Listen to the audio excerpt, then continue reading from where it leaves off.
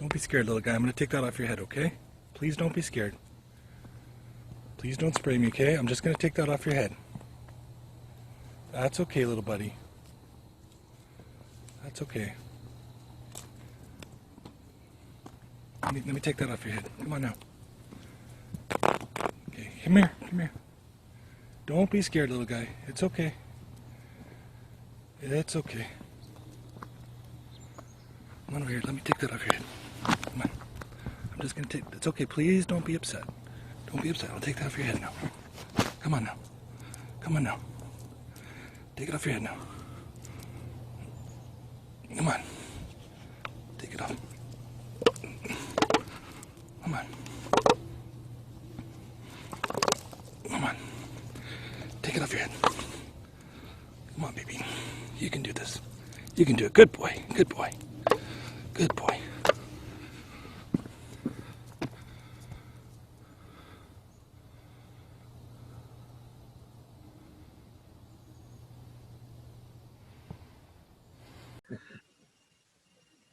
That video that you just saw, it had 45 million views, if you can believe that. And Wow. and when it came out, I remember the one anecdote I remember on YouTube that day. My video was the most watched video on YouTube, and the second most watched was the first debate between Trump and Hillary Clinton. Well, hopefully your next one, you'll pull a thorn out of a lion's paw. There you That's go. Right. How much did Coca-Cola pay you to pull that? It was hard to get it on his head, I'll tell you that. Yeah. Unbelievable. The floor is yours, Mr. MacMillan. Oh, thanks very much. I'd like to first. So my name is Mike MacMillan. I live in Canada. For those who are unfamiliar, that's the place where Canadians go when they're not in Florida. I was asked by Judy to present today, and so I put together a little presentation about the animation work I've been doing. I really wanted to be. I have a presentation I do for when I teach animation. I didn't want it to be too technical, so I've kind of modified it a little bit, and I'm just going to go through how I got interested in atheism. I haven't been an atheist my whole life. I was religious for most of my life and into my adult life, and I'll talk to you a bit about that.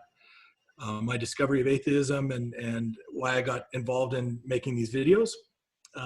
So without further preamble, let me get started. I'm just going to share the video. Just take me one moment. Or the animation. Yeah, we used some of your animations for the British Human Society in some of our meetings. Oh, very good. Excellent. Yes. Let's see. Okay, there we go. Okay. Okay, can everyone see that? Yes. Yes. Perfect. All right, so I'm just gonna.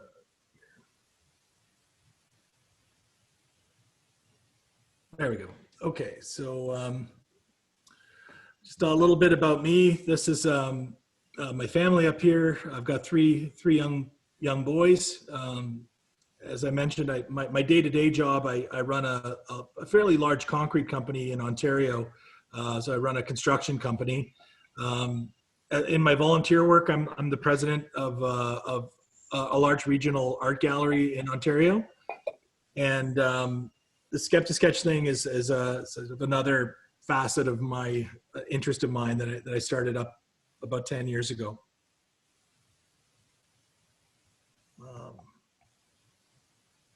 Sorry. That's okay. Take your time. There we go. So I was raised in Toronto in the 1970s and 80s, and I was Roman Catholic. My family were Roman Catholic, and of my family, I was probably the most religious of the bunch. My parents came from fairly conservative Catholic families, but I really bought into the whole religion thing pretty hard at a young age, and figured if God exists, then I'm all in. This is like, I got to know everything about this. So by the time I was in grade 8, I'd read the Bible twice. I was an altar boy for like, I was an altar boy way past when it would be cool to be an altar boy. I was like in my young teens, and I was still an altar boy. I go to church twice a day. For Roman Catholics, that's an unusual level of commitment. So I was very religious. As I got into my teens, I got really interested in the fine arts and in drama, and I started hanging around with sort of more bohemian people, and a lot of my friends were homosexual, and what I was seeing with those friends wasn't kind of lining up with my with what I was being taught at church. And then these the child rape scandals of the were coming out in the 90s. It was kind of big news, and I just kind of learned that I didn't want to be associated with this organization anymore as an organization. I didn't lose my faith in God at all. I was still 100% believing in God, but I just didn't want anything to do with the Catholic Church. It was clearly a false prophet, I guess. That's where I was in my head at that time in my life. In my 20s, I traveled a lot of the world. I probably visited over 40 countries. I was very interested in, became very interested in Eastern religions. I lived with a family in Nepal, a Hindu family, for a year. There's a shot of my school where I was teaching in Kathmandu. I didn't really actually seriously think about Islam, but I had some pictures here, so I threw them in the slides. But that was never really. And by this point, I'd had enough of Christianity, or of Catholicism. But I guess what I'm coming out of with this is that all through my 20s, I was really trying to make sense of what I knew, what I thought I knew was true, and I was just trying to make sense of it. I had this cognitive dissonance that sort of went through my entire 20s, and when I moved back to Canada, my wife and I got married, and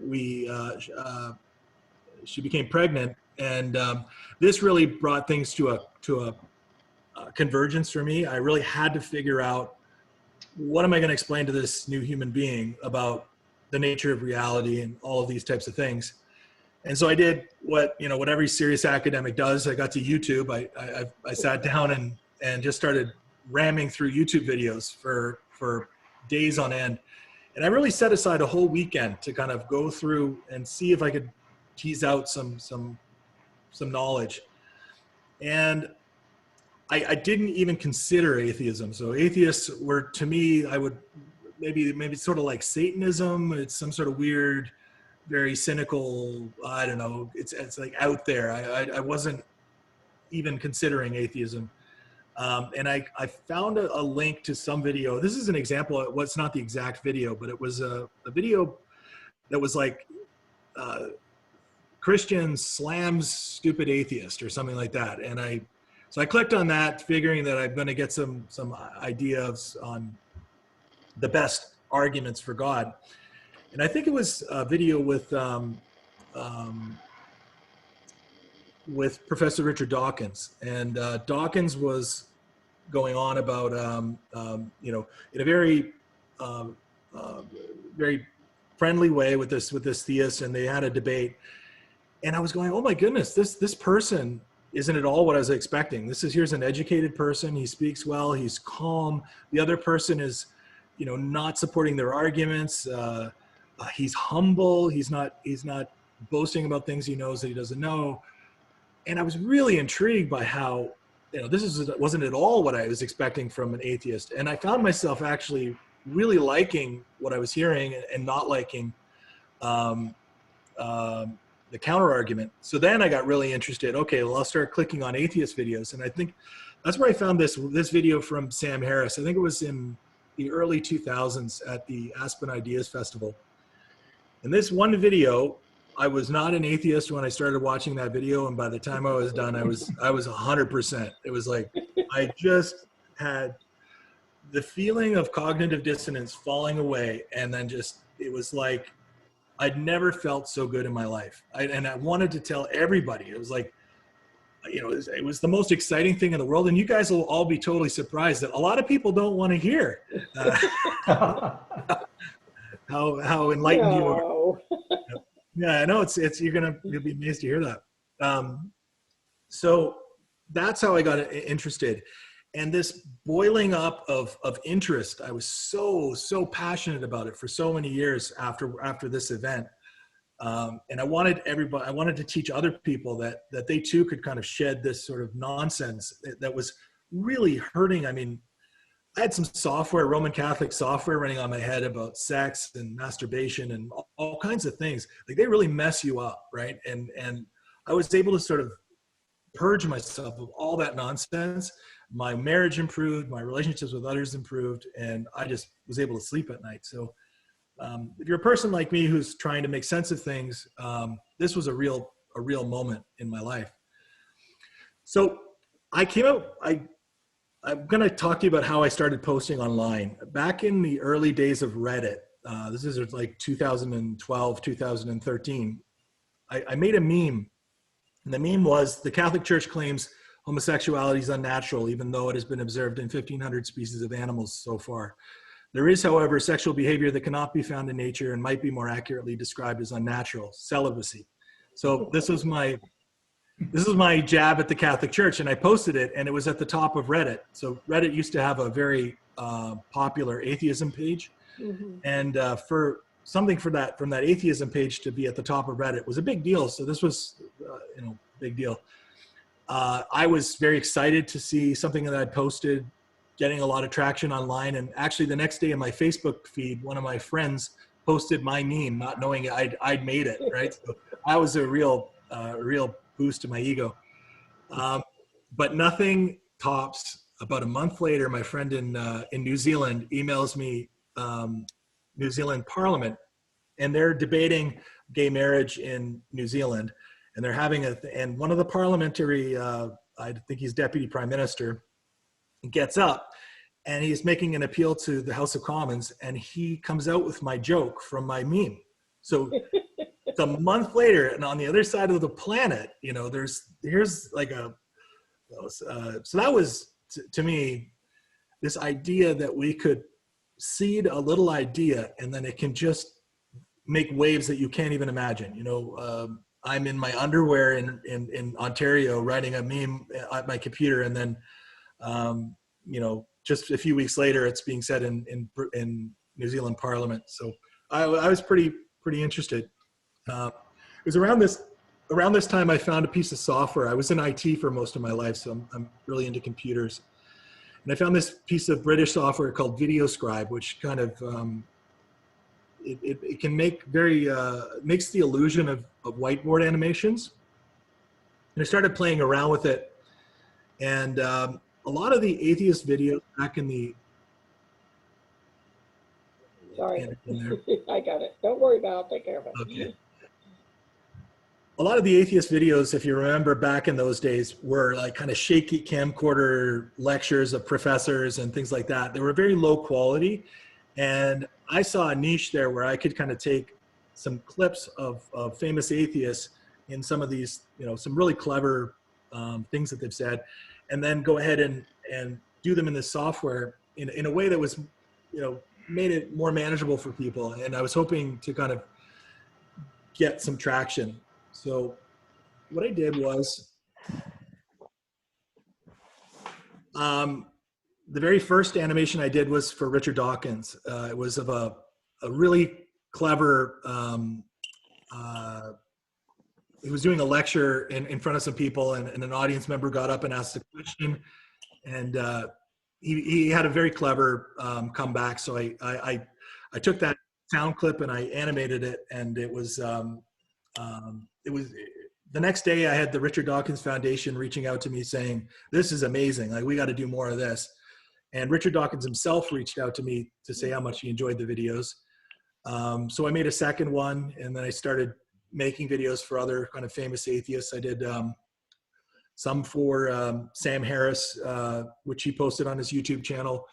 I'll show you an example. Maybe I'll take a break at this point, just for those of you who've never seen one of them. I'll play this one, and you can. These are earlier. My technique got much improved, as you'll see further on. But this is one of my early animations here. See if this will work. I hope the audio works properly for you. Do you understand? It has to do with my. Just one sec. Okay. Unfortunately, I'm not seeing the video. I don't know if other people are, and I can Just barely one hear sec. it. I'm just switching screens there, so Oh, you okay. should see it. It's just going to take me a minute. Yeah, there it goes. There it goes. My experience of you. When I'm looking at you right now, you may Can you hear the audio, everyone? Yes. Okay, I'll play from the beginning again. understand. It has to do with my experience of you. When I'm looking at you right now, you may assume that what I see is immaterial, but that's not what I see, and it's not what I believe. And I think I understand it's not what you there's believe. something in you that is more than you believe. I really think so. This is Now, if you want to make that a scientific claim, you can. But I'm telling you, a physical claim, and to confuse the two is a mistake. This is constrained by our common sense in every other domain of discourse. We just take, for example, the people who think Elvis is still alive. Okay, what's wrong with this claim? I mean, why is this claim not vitiating our academic departments and corporations? I mean, I'll tell you why, and it's very simple. We have not passed laws against believing Elvis is still alive. The problem is that whenever somebody seriously represents his belief that Elvis is still alive in a conversation, on a first date, at a lecture, at a job interview, he immediately pays a price. He pays a price in ill-concealed laughter. Surely you can agree with me. That is a good thing. Now, then he could rattle on about this is not a scientific claim, this is a matter of faith. When I look at you, I see you might be Elvis. I mean, he could do this. So there's an example of a really clever Sam Harris quote that I animated back in the early days of the animations, and out of this work there came because of my work with Richard Dawkins. Richard Dawkins sat on the board of the British Humanist Association with Stephen Fry,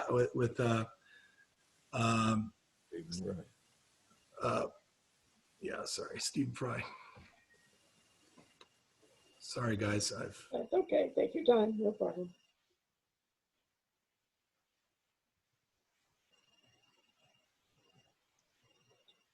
I don't know what I've done. Let's go back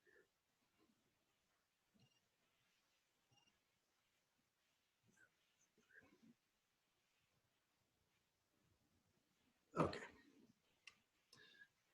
Am I back with everyone? Does everyone see this? Yes. Okay. Thanks so much. Sorry about the delay. No problem. So because of my relationship with Richard Dawkins, I was introduced to Stephen Fry and the British Humanist Association, who were trying to do a video or an animation that explained the principles of humanism to the greater British public. And so Stephen's voice, if you're not familiar with Stephen Fry, he's a British actor. He was the narrator of Hitchhiker's Guide to the Galaxy. I think if you play games, he was the narrator of Little Big Planet. He acted with Hugh Laurie, which is the actor in House in the British show called Blackadder. Brilliant actor and a voice of just such a beautiful voice. So having him on the project added so much gravitas to this animation series. At the time, I was still making all of my art with clip art that I was finding on the internet, and then I was animating it, and my technique was still a bit rusty, but I was getting better and better. And these ones were a real hit. This How Can I Be Happy was I think it still is the most viewed video on humanism in the world on YouTube. It's had over 1 million views, which on the topic of humanism is pretty good. Yeah. And maybe we'll take a moment and have a look at that video. Would that be all right? Sure. All right. I'll just play part of it.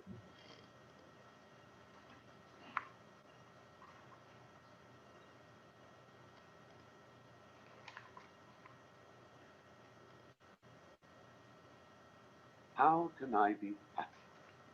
Some people believe that there is one single meaning of life, They think that the universe was created for a purpose and that human beings are part of some larger cosmic plan. They think our meaning comes from being part of this plan and is written into the universe waiting to be discovered. A humanist view of meaning in life is different. Humanists do not see that there is any obvious purpose to the universe, but that it is a natural phenomenon with no design behind it. Meaning is not something out there waiting to be discovered, but something that we create in our own lives. And although this vast and incredibly old universe was not created for us, all of us are connected to something bigger than ourselves, whether it is family and community, a tradition stretching into the past, an idea or cause looking forward to the future, or the beautiful wider natural world on which we were born and our species evolved. Okay, I'm just going to stop it there because I don't want my presentation going too long, but I'll let's carry on here.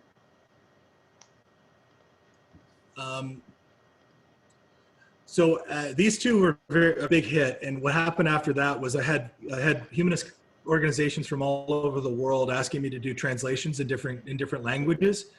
So I spent like several years doing it. Now, this is just a tiny sample, but I did dozens and dozens of these translations. Interestingly enough, I started working on an Arabic translation with a group in Morocco, and I had to have some serious talks with my wife about that, because at the time the Charlie Hebdo thing had just happened, and I know it's hard to talk honestly about things like this, but there's a real risk of especially translating things into Arabic that are anti-religion.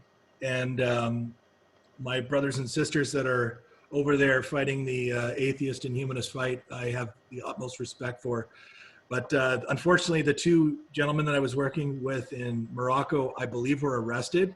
We were about halfway through our translation, and they disappeared. And then I have a number of friends that are ex-Muslims that I've made friends with through this project, and none of them want to do an Arabic translation just out of fear of the consequences. So one day I may still do but I just figured I'd tell you that little anecdote. I made so many friends through doing this. This guy is Bjorn Uvlis. He's the lead singer of ABBA. So he narrated the Swedish one, and I met friends, and I made some really close friends in Iceland that I'm still friends with. And I think my next slide actually might. Yeah, so these are just a few pictures of some friends that I've made through the work that I've been doing. This is Belgium, Britain, Peru, United States, Iceland. This woman, Hope, is a friend of mine in Iceland. She runs the Humanist Association there. She's in her 80s now. They recently did a poll of young people to see how many young people believed in God in Iceland, and the result was 0%. So, so Hope has done her job, and hopefully my translations into Icelandic helped her towards that goal. So they are a truly secular country. These are some of the artists I was working with clip art, and so I had to engage some artists so that we could do some more bespoke kind of artwork. And I work with artists two in the United States and one in Australia. I've done work with. Some commercial work, and I was doing a lot of work for not-for-profits, and most of the work I was doing was for free. And I was really kind of burning out because I had 3 young kids, and I was doing all this animation work. And then I started looking at ways to make some money out of it, and I started doing some commercial animations for big pharma. They can pay. This one was wild. This is for Facebook. This is for their charitable foundation, the Chan Zuckerberg, and it was narrated by Alan Alda. So if you have a chance to check out that, probably the most technically challenging animation I've ever done. I started working with Columbia University, which I've done a very large series of animations with different neuroscientists there. I'd encourage you to have a look at some of these. The science that these people are doing is fascinating. Everything from the sense of smell to teenage brains and mating calls of birds and all kinds of really neat stuff. I might just take a moment and show you an example of one of these science animations I do. This one's Dr. Elizabeth Hillman. She's a biomedical engineer at Columbia that's invented X-rays that are, pardon me, a microscope that can see inside the cells of living things and look at the neural processes, so she can see the electrical transmission. So I'm gonna show you that, and this will give you an idea of the work I'm doing with the scientists at Columbia. So just take me a moment to set it up. How does the audio come across when I play the videos? Is it choppy or is it okay? It's okay. Okay.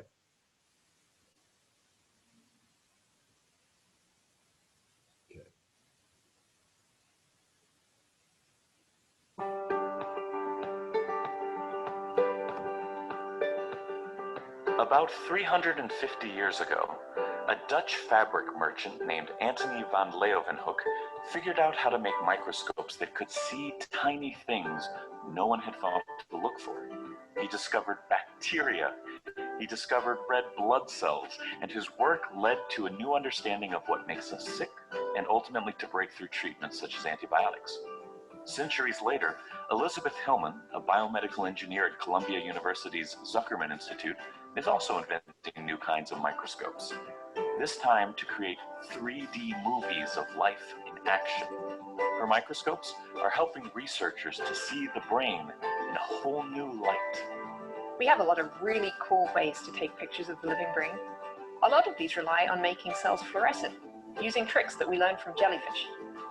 We can make cells that glow when you shine light on them, but even better, we've been able to make brain cells that flash when they fire.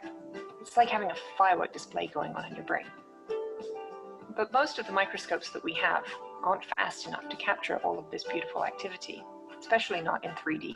Most of them just show a few cells or a two-dimensional plane. That's why we created a new instrument that can scan lots of cells at once by sweeping a light sheet back and forth. Our microscope is called SCAPE, and it's showing us things that we've never seen before. We recently used SCAPE to image fruit fly larvae. We wanted to see how these little maggots could sense where their body was as they were crawling along, in the same way that your body helps you to balance when you're trying to walk along a balance beam. We were able to see the neurons along their body wall flashing and bending and stretching. We could actually see the electrical activity that was telling the larva exactly where its body was. People always say that seeing is believing, and what we're revealing can help us answer fundamental questions about the brain. I've been working with a lot of my colleagues here at Columbia to help them see things that they've only dreamed of seeing in the past. We've been looking at the brains of fruit flies that are sniffing for food. We've watched the hearts of baby fish beat in real time. We're peering into the brains of mice and worms. We've been looking at critters in pond water, crazy creatures like Platinaris and Volvox. We're even trying to see if we can use this to image the human brain during neurosurgery. Growing up, I always loved art and pictures, but I also loved maths and physics. Yeah, I was a real nerd in school. I was also just one of a handful of girls who studied physics in my university.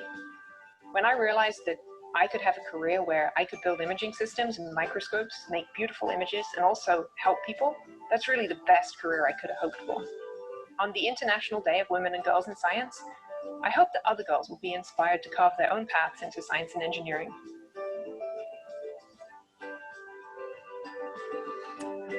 At the end here, you can see these are actual videos of her microscope in action. Interesting. Yeah, so I've done a number of those. They're all on my website if you have a chance to see it. I think I'm almost at the end of my presentation here. I just Okay, take your time. We got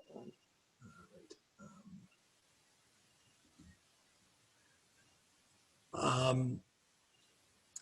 what Columbia, becoming a vendor at Columbia is extremely complicated. It took me a couple of months just to do all the paperwork to work with them.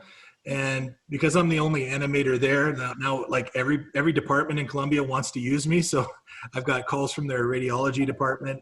Their medical school uses me for they have a cool, they offer a free clinic to LGBTQ plus people in New York City and I've created an advertisement for that. So yeah, that's kind of where I'm at right now. I'm actually working on a new animation right now for Columbia. And I guess I'd open up the floor to questions if anybody has any questions. Thanks so much. I have to say that one of the reason I wanted to have you with us is because watching your animation of the explaining humanism and stuff, I thought was one of the best ways to introduce people to humanism and even atheism, because it's not threatening at all. It's amusing, it's fun, I thought quite inspiring. I see Mr. Young has his hand up.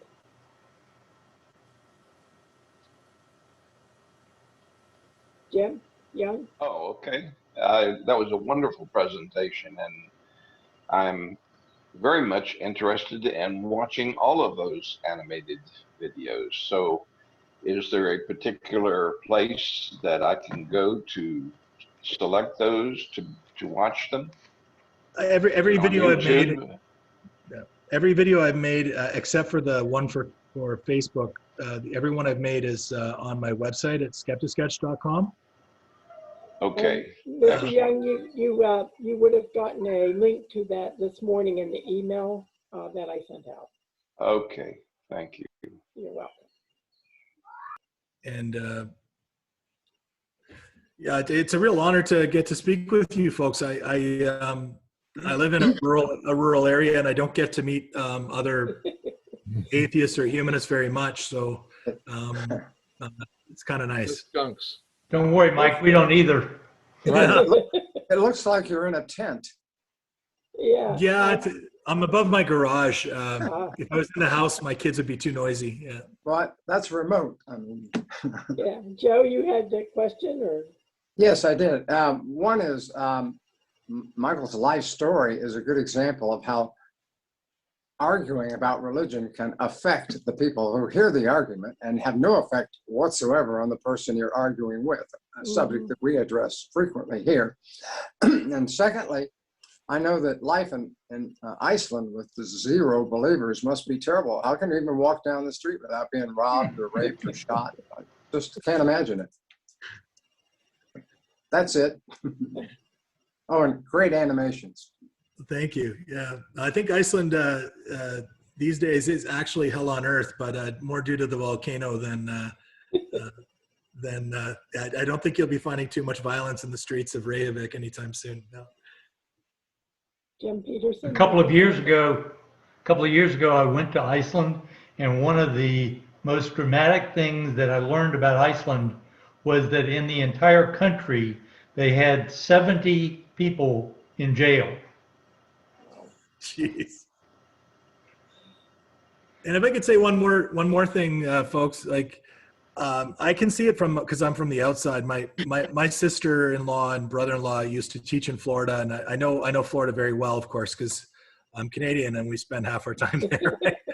But you folks are really in the crosshairs in terms of like this is where the most important. Like I said, I talked about the Middle East and the Islamic world is certainly the most important, but in the sort of Southeast United States, the Bible Belt, you folks are kind of right there, or really close to there. You know, the way the conversations you have and that sort of stuff, it really has an impact, and it has an impact that's far greater than we can measure. So you're doing great work, and keep it up. You know.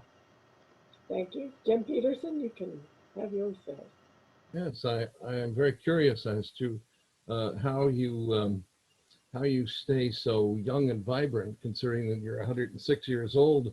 It's about the length of time it would take to cram all that stuff that you've got in your biography there is truly impressive. I mean, this is just one of those things for one person would be incredible, but that you've done so many different things and so well is extraordinary.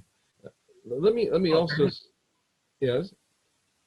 I said thank you. Well, you're welcome. Let me also say that we were also privileged to have Dr. Dawkins here in Clearwater about 6 years ago now, and he certainly made a great impression on all of us. And we had about 750 people or so come and hear him. This was in Clearwater. So your initial impression, I think, we can confirm. Yes. Too bad we didn't know about your stuff then. We could have shown your video of him. That would have been very good for the family. I met him, I've spoken to him over email, but I met him in person in Toronto, I want to say around 2014 or 2015. He was doing it was when he did the video or the movie with Lawrence Krauss, and he was doing, he was at the Toronto Film Festival, and I met him there. And yeah, he's an impressive guy. He gets, I think he's kind of in conflict with modernity because he was born in British Kenya. He's in his, I think he's in his late 70s or early 80s. I mean, he acts like, you know, he's a member of the Royal Academy. He's an old school British scientist. I mean, and he acts like an old school British scientist. And people seem to be so surprised when, you know, he he doesn't sound so politically correct or whatever. It's like, I mean, give the guy a little slack here. He's you know, I really admire Richard Dawkins for sure. He's a great guy. Not to mention his wife, who used to be on Doctor Who. Amy, you had something to ask? Yeah, I love your use of animation to get the point across. I think it's a great way to do that. I noticed in a lot of Michael Moore's films, he uses an incredible amount of animation. And there's, have you ever worked with any documentarians on some other type humanist projects, per se? That's a good question. I've always wanted to be invited to one of these like conferences or whatever. There's no conferences right now, so I'm not going to be invited to anything soon. But no, I think to be totally frank with you, I was all in for about 5 years, and then I sort of kind of my interest sort of petered out in the sense that the political climate got so toxic and online, when I was first putting up animations, I would have, 80-90% positive feedback. And now anything you put up, you're going to have half the people telling you it's garbage and whatever. And I don't know, I guess I got a little bit, what I would really like to do is I would like to contribute some time to humanist causes in the Middle East. Because I think North Africa, I don't know if you followed the story of the young woman from Saudi Arabia who was locked herself in a hotel room because she was going to be deported back to Saudi Arabia and her parents were going to probably kill her. And the Canadian government took her in, and I just saw her post something online today. So these people are going through a really tough time. They're going through what European civilization was going through 300 years ago. They're going through it today. So I just feel like it's something I can do, and there is a bit of risk involved. And I think the frustrating thing with me in this risk is like, I'll tell some people and they'll be like, oh, you're just being racist. You're not, there's nothing to be afraid of. Right. So that's the one side. And then the other side, which I think is even worse, are the people that say, well, you shouldn't be criticizing their religion. That's their culture. You shouldn't criticize it. And, to them, I want to say, screw off. Like, I'm going to do damn well what I want. Like and it's not just for me. This isn't like a something I'm doing for hubris. I'm doing it because I see the harm it causes these people, and there's real human beings. Like I've met Iraqis and Iranians and folks from Egypt, humanists that are living there, and they're living there in secrecy, and it's very, very serious. And homosexuals even worse. I mean, they've had very difficult times. So that seems like a noble cause. I will tell you, we have a member who escaped and was accepted into the U.S. because he was a blogger, an atheist blogger in Pakistan, I think it was. And he is a member of our group, and his story is quite harrowing. I have an interesting story about, I was flying out of Kathmandu and I had a flight booked on Christmas Eve, 1999. And I was going to fly back to Canada, and I couldn't get a connecting flight, so I canceled that flight. But the flight that I would have been on was hijacked and taken to Kabul. Oh my! Wow. So I'm God is looking out for you. Joe Reinhardt, you have a question? Well, actually, briefly. Some years ago at the Atheist Alliance International Convention in Virginia, there was a series of videos. Dawkins was there, Hitchens, Sam Harris, Daniel Dennett, Ayan Hirsi Ali. It's a pretty extensive set of videos, and they're all on YouTube. Have you seen any of those videos?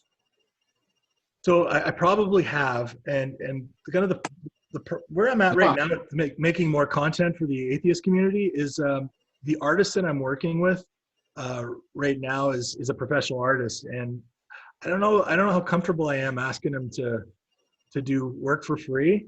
And so what I'm really looking for is if I can find an atheist artist that would be willing to work with me, I'd be happy to do more videos. I don't want to brag too much, but I shot those videos. Okay. All of them. Okay. I knew that's where you were going, Joe. Don't brag too much. I think I still have the masters, and if you'd like, I will send you a set. Hey, that'd be great. Was there any? Can you think if you can point out any particular good sections? I've got a mental, like I never did one. Christopher Hitchens is great. I've never done one of Hitchens, and I'd love to. So that's a great idea. Okay.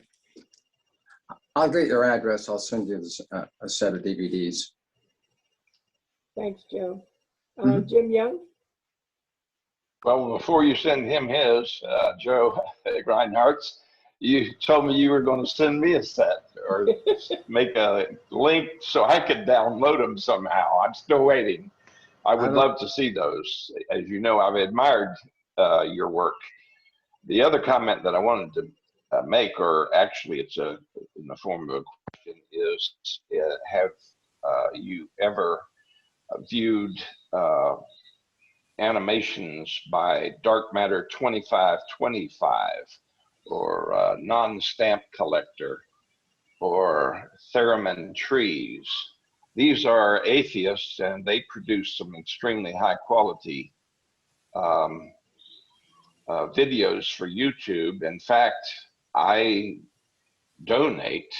They are essentially the only channels on YouTube that I donate to, but they produce some extraordinary work. And I believe Dark Matter 2525 works full time, and he makes a good living, a very good living. It's something that I would actually encourage young people to consider as a career path. I don't know how long this career path would last in view of the fact that our technology is changing so fast, but nevertheless, they do produce some quality videos, and they make a pretty good living because they have Patreon followers who are donating, and also they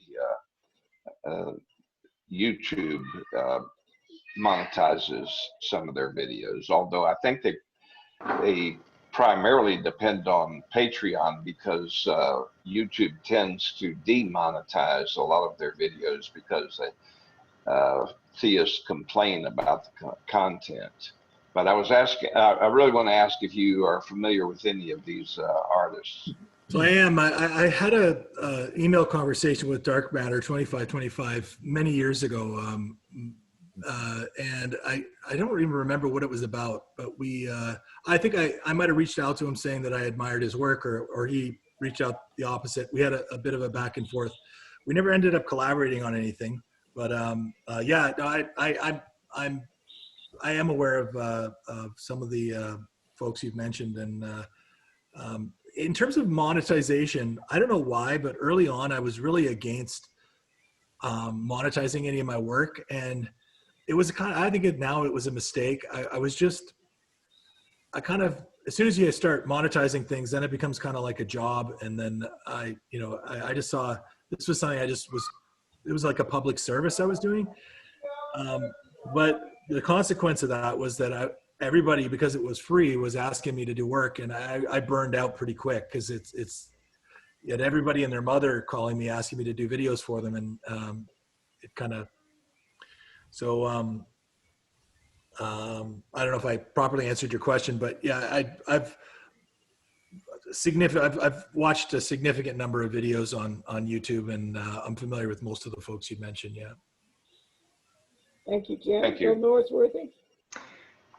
Mike, you mentioned the Charlie Hebdo event that happened and how it affected your view of being too critical, especially of Islam. And I know you must have contact with other people in Europe, and I'd be interested to know what your perspective is now, because there has been a kind of an ongoing religious violence that has occurred, especially in France, but probably other places as well that we just haven't heard about. And I'd be interested to know your perspective on that at this point. Well, I remember, I think Sam Harris said it best when he was talking about Charlie Hebdo, and how so many people right after that were just completely missing the plot on what happened there. Well, were they, they were talking about the content of their paper. They didn't, was it satirical or was it racist and this and that? And Sam Harris says, like, people were murdered for making cartoons. End of moral analysis. Like, it's just the right way to say it. Like, yeah, I mean, so France is an interesting one, I think. I've been there a few times. It's a highly nationalistic population. So you've got a lot, like, it's very similar to the United States in a lot of ways. I know the Americans would hate me to say that, but they've got a big part of the population that are sort of old school France, and they see foreigners as others, and they don't see them as integrated in the society, and they haven't integrated properly in the society. You've got like cities basically full of migrants and they're not integrating it properly into French society, so that causes stress, and so France is an interesting one. And then they've got all of these secular laws, which on paper I agree with. I mean, they kind of have a hard line against any sort of religious symbols or headgear or anything like that in schools or public places. And when I think of that conceptually, it sounds like a good idea. But when you see the way it plays out there, it leaves something to be desired. I don't really know what to say about that, other than they've got to work through some pretty serious things there. And Germany will be going through the exact same thing in a few years, because they've just had an enormous influx of migrants, and their population is going to have to come to terms with how that's going to affect their demographic. I think it probably contributed to Brexit too. Yes, it did. For sure it did. Yeah. Well, I lived in the UK for 2 years, and it's interesting to see the way multiculturalism is in different countries. I actually being Canadian, I kind of grew up in this, and I grew up in Toronto. It's a very multicultural city, and but we don't really have much of a culture per se in Canada. It's more like just a big mosaic of other cultures. And it seems to work here for some reason. It doesn't work in most places. It seems to work okay in Canada, at least up till now. The United States also has a model, like the melting pot model, that seems to work, seems to work for the most part. And it has for many, many years, but I can't speak to what system works best. I can just sort of see it becomes obvious when it doesn't work, right? Thank you. When you started doing the videos for the humanist groups, how does your partner feel about all this? Is she an atheist too, or not? She is. One of my sons believes in God. I'm not sure where that came from, but he's 8 or 9, and he went to church once with his friend, and now he believes in God, so that's fine. But no, the rest of our family are atheists, and the only thing was we had to have a chat about when we were doing that translation into Arabic. I'm not gonna like, I had real fears that I would just get a ring at the door one day and open up and there'll be somebody standing there with a gun, and that'd be the end of me, right?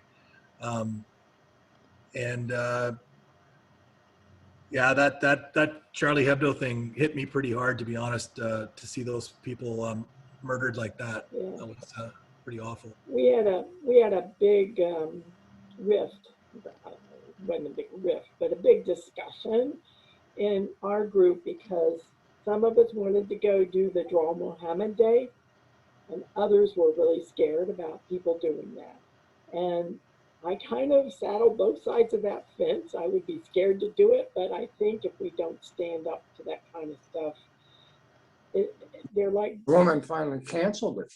Yeah, they ended, I know, but that was, it was just, it's very difficult. It's very scary, and I don't blame you for being scared at all. And doing discretion is the better part of valor, so they say, so you can live to tell the tale another day.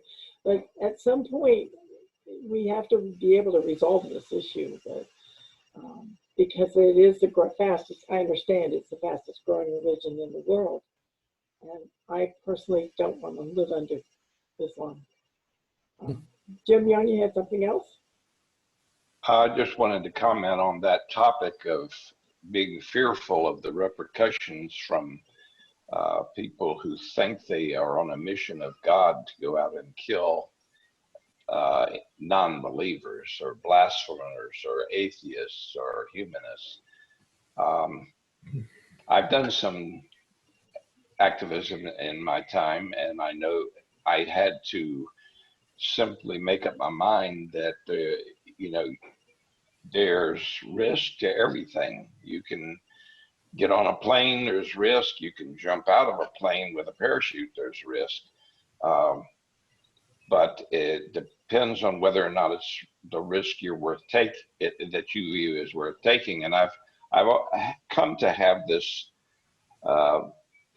view that my life someone may take, but my integrity never.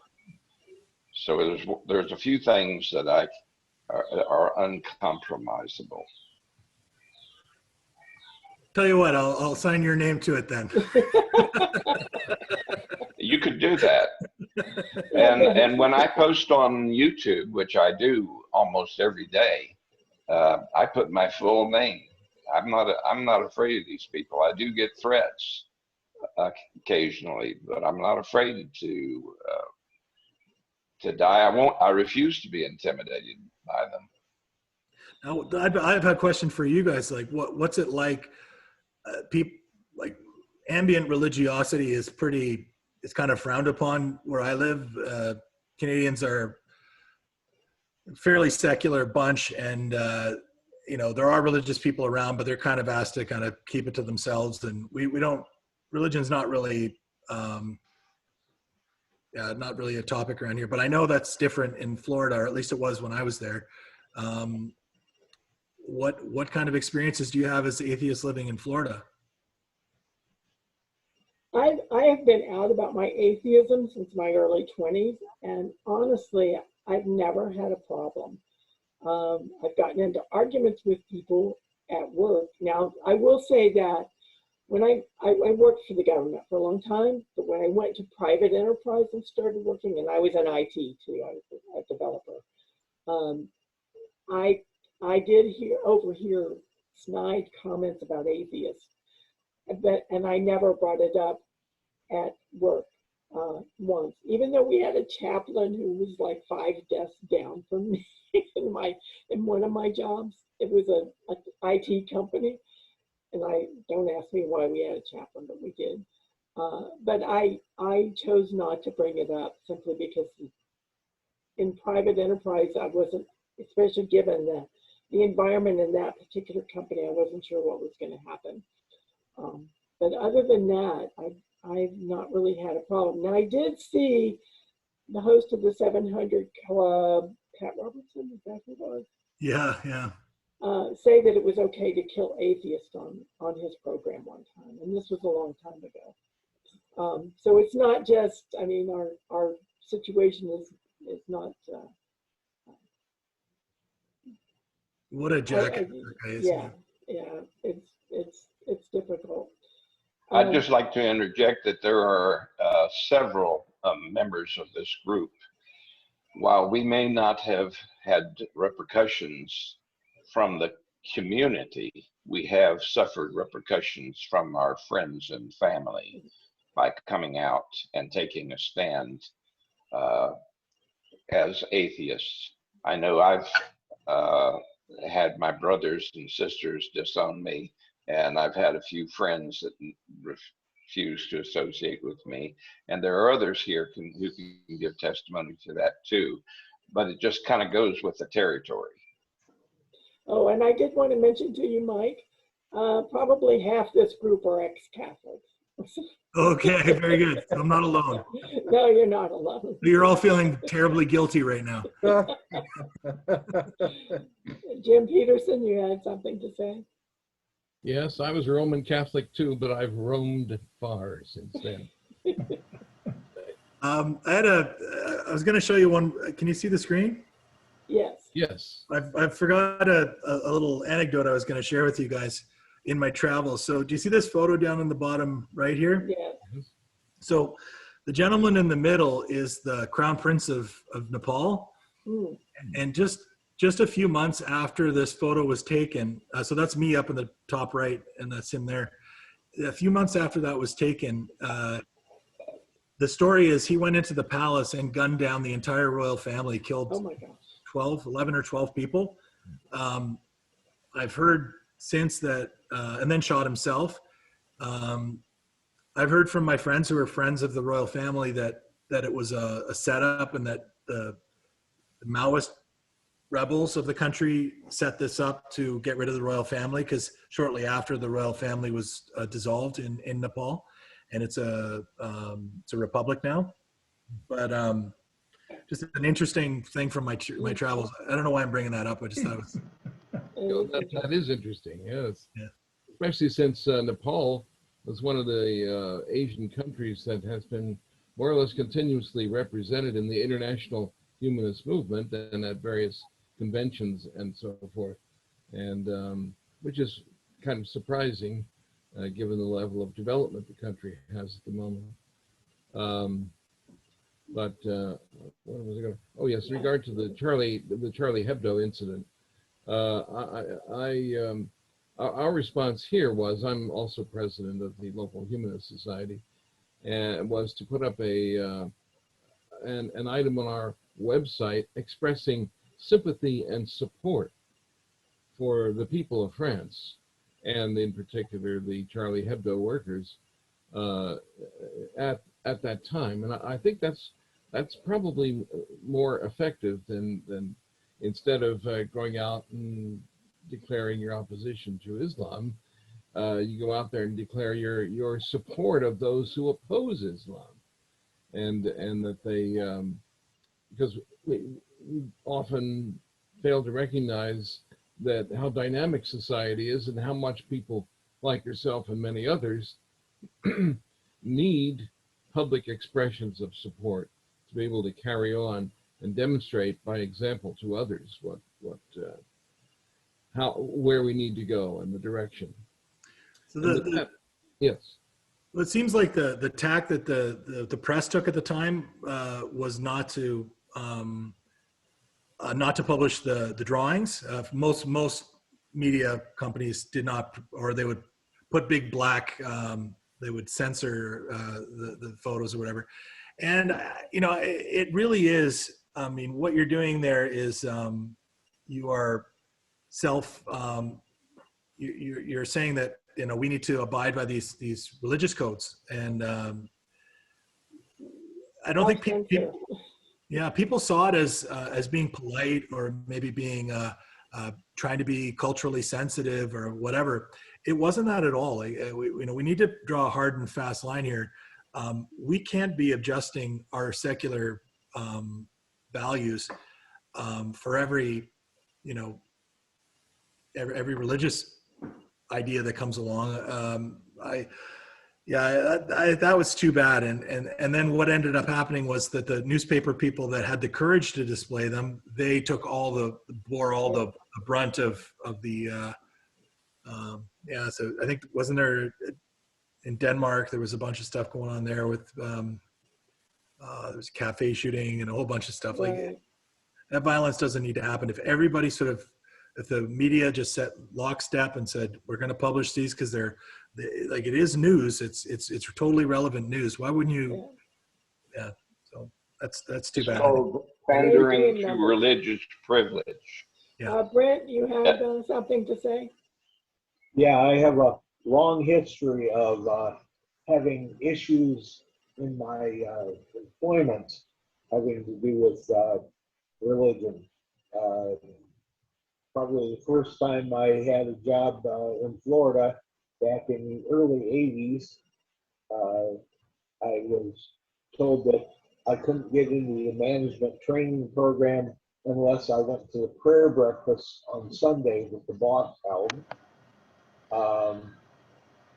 I was harassed at my one workplace because people there would constantly make religious references, and guys would wear T-shirts that had things like a bloody, dripping Christ on the cross there, and so I started making some of my, wearing some of my own stuff, and even though it was relatively innocuous, things like non-believer or atheists are nice people too, that didn't go over at all, and I lost an internship. I shouldn't say lost it, I should say it was moved from the school that was 4 miles away from where I was living to a school that was clear across the bay, because of the fact that the one of the teachers at the previous schools had objected to a column I wrote for the USF newspaper. And that was, that was back in the 90s. So I've experienced many symptoms of, religious non-tolerance. Thanks for sharing that, Brent. I wasn't aware of that. It's unfortunate that anybody has to experience that. We just went to the American Atheist Conference last week, and one of the emphasis they're now doing, instead of the First Amendment separation, is on free speech, taking a page out of the book of the right wing, who are always complaining about having to be free speech. So it's one of those things that we have to deal with all the time, and it's going to get worse. I'm afraid, the way it's going now in this country. One of the things that I touched on a little bit, but one of the things, reasons I pulled back from the atheist movement as well, is that it started getting really politicized and also becoming really fractured. I remember they came out with, and I think it was around 2015 or 2014, they came out with the Atheism Plus movement, where they're trying to kind of meld progressive politics into atheism. And then I just found that, like, those early years, it was all about freedom from religion, and it didn't matter who. I mean, you could be conservative, you could be liberal, you could be you could be Muslim, or whomever, like, but we were all sort of one community, and we were united under the sort of idea that, and it just seemed like it wasn't good enough for some people. It had to be that plus something else, right? So plus the rest of my baggage, whatever that ideological baggage was, it needed to come along for the ride. And I mean, I was getting posts about, I do an animation, and invariably, you don't have enough, you don't show any disabled people in your animation. Why not? Or I'm like, oh, for goodness sake, like, do we need to do this? And it really sucked a lot of the fun out of it for me. Especially I was working with clip art. So, I mean, if I need a guy playing tennis, I get a guy playing tennis. It's finding a disabled guy playing tennis in the clip art is tough to find. And so I don't know, I found that took the atheism movement, whatever it was. I noticed even the atheists themselves, like Sam Harris, around the same time, just stopped talking about atheism. He's just like, I'm just not interested in this as much as I used to be. Like, I have other things that I'm interested in. He's still an atheist, of course. Mm-hmm. So yeah, I think that. I don't know if anybody else felt that around that time, but. Jim Peterson, did you want to comment on something like that? Well, I just wanted to correct a misimpression I may have left.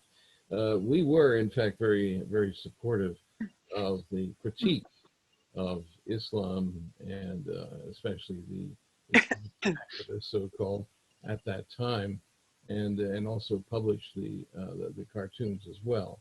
But we still felt that because we also got some letters from France, no less, people who congratulated us for publishing the editorial that we had concerning support for freedom of speech and so forth. Anyway, I just wanted to correct. I didn't adequately describe the situation. Oh, I see. No, it never even occurred to me that you guys didn't do enough. That wasn't. If you thought that's where I was going, didn't mean that at all. I was more talking about the press, like the New York Times, right? Like, these people, these are professional journalists. They know full well the implications they have of censoring this stuff, and I just think it was a cowardly move, to be honest. But well, so in many ways, our journalistic enterprise is failing to meet the needs that we have. It's shrinking everywhere. Here in this entire 3 million people in the metro area, in the Tampa Bay area, and we have only now one newspaper, and it only publishes twice a week. So paper-wise. It's not funded. It's not funded properly. There needs to be a better funding formula, and we need to get, like, the problem is, like, a lot of these incentives are hidden, so we don't even know, like, you don't even know, like, the sources you're going to for news. It's not transparent where the money for those things are coming from. It's not a sustainable, way to keep journalism alive. I have a couple of ideas on how I would set that up, but we need to properly pay journalists, and they need to be separate from, these media, which have really become advertising agencies like CNN and Fox News. Yeah. Well, I think that started when they moved the news department under entertainment instead of a standalone section to report the news, and it was a lost leader kind of thing because people wanted to do the news. And now everything is about making money, and if it doesn't make money, they don't want to do it. Losing Christopher Hitchens hurts too. I Yeah. used to love watching him. Well, any other questions before we, it's getting close to our time to close, and I'd just like I want to say that one of the big issues that I have now with media is that they have gotten into the partisan, and I'm referring to right-wing media. They've got into partisan politics such that their particular channel, whether we're talking about Newsmax or Breitbart News or Fox News, OAN, their channel exists for the sole purpose of entertaining right-wing conservatives, and because that is where they make their money. And so it ceases to be a neutral platform for the news, and it becomes a propaganda platform. well, I think some people would argue with that MSNBC is also a propaganda platform, even though that's the only channel I watch. But Yeah, from my perspective, I used to think when Trump started going on about CNN in the early days, I didn't understand the criticism. But now, 4 years or 8 years later, or 4 years later, I think CNN has really turned into exactly what he was saying they were. Like, I don't know. I find it just unwatchable. Like, I kind of need to, like, I try to read news that's just factual. I don't want any insight from anybody on it. I can draw my own conclusions. I find the pundits, it's just out of control. And yeah. What do you think about the BBC? Yeah, when I was there, I mean, the British media have their own thing going on over there. I mean, I know Americans think that often think that Britain is very highbrow but I mean they're greasy columns about the royal, this and that, and I mean it's pretty tacky, to be honest. So they've got their own issues. Yeah. Canadian news is actually, I have to say, Canada's news, it's boring, a little, not so sensational, but they're still responsible. We've got a state-run media, which is pretty left-leaning, and most Canadians, I guess, are pretty left-leaning, so it kind of reflects center-left views. Having state-run media has its issues, right? Like there's fundamental issues with a government supporting the propping up a news agency. There's a bunch of different ways to make a sausage. I don't know which one's best. Joe Reinhardt, you have another question? This will be the last yes, question. I'm looking for it here. I have a chart, and it's available on the internet. It's like a flow chart, and you can go down this chart, runs actually left, doesn't matter, and check off the sources of media that you most prefer, and it will tell you exactly how conservative or liberal you are, from wingnut to total moderate. It's sort of like the zip code. They can tell you what your income and same That's idea. Interesting. All you have to do is check off what your news sources are, and they can tell you what you think. There's a service called Ground News. I don't know if anybody's heard of that. I've been using that recently. So it's a news aggregator, and it just aggregates all the news, and whenever there's a story, it will rank it based on the bias shown in the article. So if you want a centrist view, or you want to see what, and it'll start showing you your political blind spots. So if you only read right-wing news, for example, there are stories that are going on in left-wing news that you aren't even aware of because it's filtered from your news. Well, Ground News will show you things that you would not normally see because of the choices you make for viewing. So check that out. It's worth seeing. It's called Ground News. Just go to Google and type in media chart, and the chart I was talking about will come up, about half a dozen different versions of it. Yeah, I've seen that one. Yeah, that's pretty cool. And if you want to know what the latest news is from the Free Thought groups, you can go to our website, freethought.news. We are a news aggregator for Free Thought sites, but just Free Thought. It's no news exactly. Well, I really appreciate your coming and talking with us. It's been quite enjoyable.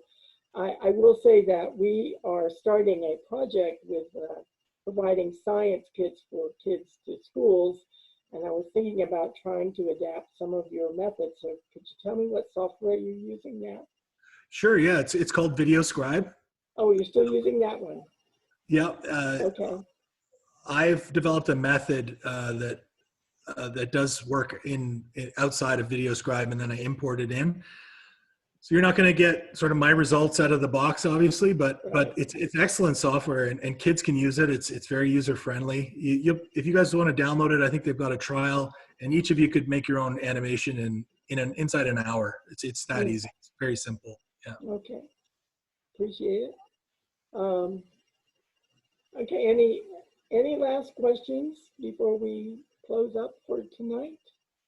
I will tell you that next week, Mr. Reinhardt is doing a presentation with us about the Crusades. And there's a link to the book that you can read. And Joe, you want to tell us the name of the book, please? It's Extraordinary Popular Delusions and the Madness of Crowds. So we will be discussing the Crusades here next week.